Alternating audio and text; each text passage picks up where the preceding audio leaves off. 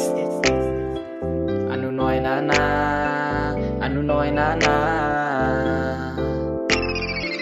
เจ้างามกะแท้แต่ว่าเจ้านั้นงามได้แม่อายอยากได้เจ้าเป็นแฟนแท้อายคนนี้สิพร้อมดูแลแต่เจ้าคนนี้โอ้เบบี้แก้วตางามแท้เพราะว่าเจ้าคือคนที่แค่อยากให้เจ้ามาอยู่กับแม่เจ้างามกะแท้แต่ว่าเจ้านั้นงามได้แม่อายอยากได้เจ้าเป็นแฟนแท้อายคนนี้สิพร้อมดูแลแต่เจ้าคนนี้โอ้เบบี้แก้วตางามแท้เพราะว่าเจ้าคือคนที่แค่อยากให้เจ้ามาอยู่กับแม่แท้เด้กาว่าหน้าตาค่อยอาจสิบ่หล่อฐานะค่อยอาจสิบ่ดี I am sorry the baby แค่ว่าใจดวงนี้ก็มีแค่เจ้าคนเดียวอยู่ในใจแต่ว่าตอนนี้เจ้านั้นอยู่ใส่ค่อยนี้สัญญาออกจากใจเจ้าบ่ฮักกับคนใด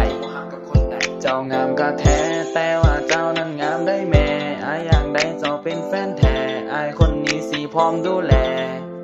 แต่เจ้าคนนี้โอ้เบบี้แก้วตางามแท้เพราะว่าเจ้าคือคนที่แค่อยากให้เจ้ามาอยู่กับแม่โอเด็กผู้สาวอายคนนี้หากเจ้าแท้นอโอค่าดองของน้องเท่าใดอายสิบอกอีพ่อคิดไรถ้าแม่เบิ่งเด้อถ้าค่าดองของน้องบ่แพงอายคนนี้สิเฝ้าไปแต่งโอเด็กผู้สาวอายคนนี้หากเจ้าแท้นอโอค่าดองของน้องเท่าใดอายสิบอกอีพ่อคิดไรถ้าแม่เบิ่งเด้อถ้าค่าดองของน้องบ่แพงอายคนนี้สิเฝ้าไปแต่งโอ้คำแพงแก้มแดงอ่องตองข่อยนี่ฮักแท้ได้บ่ได้ตัวไผถ้าเจ้าบ่เชื่อก็มาลองคบเบิ่งเพราะข่อยเองนั้นล่ะเป็นคนเมืองมึงบ่ได้หลายใจคือคนเมืองรองถึงอายคนนี้นั้นจะมีลูกสองแต่อายอยากให้เจ้านั้นหันมามองเพราะเจ้าคนนี้งามจริงเด้อน้องเจ้างามกะแท้แต่ว่าเจ้านั้นงามได้แม่อายอยากได้เจ้าเป็นแฟนแท้อายคนนี้สิพร้อมดูแล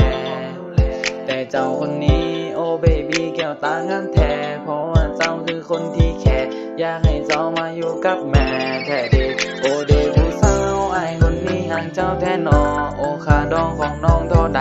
อายสิบอกอีพ่อคิดไรถ้าแม่เบิ่งเด้อถ้าค่าดองของน้องบ่แพงอายคนนี้สิเฝ้าไปแต่งโอคำแพงแก้มแดงอ่องตองโอเด็กผู้สาวอายคนนี้หากเจ้าแท้นอโอค่าดองของน้องเท่าใดอายสิบอกอีพ่อคิดไร